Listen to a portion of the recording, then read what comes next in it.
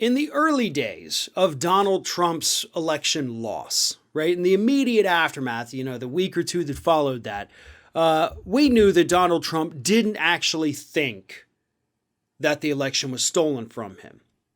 But he had to make his supporters think it was stolen from him so they would give him lots of money. After all, they started sending out these campaign emails begging for money, help fund our legal challenge. And those emails, by the way, had a little, asterisk on them. And in the asterisk, it said, by the way, half the money you donate is going to go to pay off our debts. So right out of the gate, we knew, based on their own little caveats in their emails, that this whole thing was a farce and it was just a way to raise money. Well, over the weekend, the final amount was revealed, and we now know how much money Donald Trump raised off of these idiot Republicans who believed the conspiracy theories of a stolen election. The man raised $255 million. It's like the saying goes, a fool and their money are soon parted, and Donald Trump managed to separate $255 million from lots of different fools in this country. Some of the fools, by the way, have turned around and sued the Trump campaign.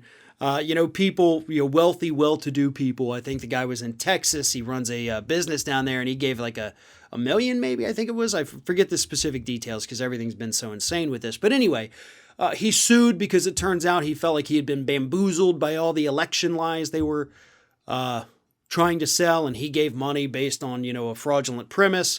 That case, I think, is still ongoing. It has not been thrown out, and it certainly hasn't reached a conclusion yet.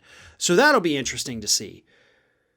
But what about the rest of the people who refuse to admit they were bamboozled, refuse to acknowledge they've been hoodwinked, refuse to admit that they're just big ol' idiots?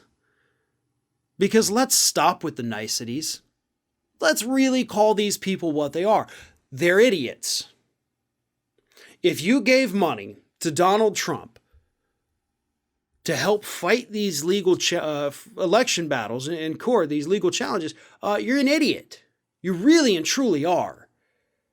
If you have allowed yourself to continue to be conned by this man after people have been telling you for 4 straight years you're being conned, at that point, if you're still in on it, you're an idiot, right? And I'm not going to be nice about it.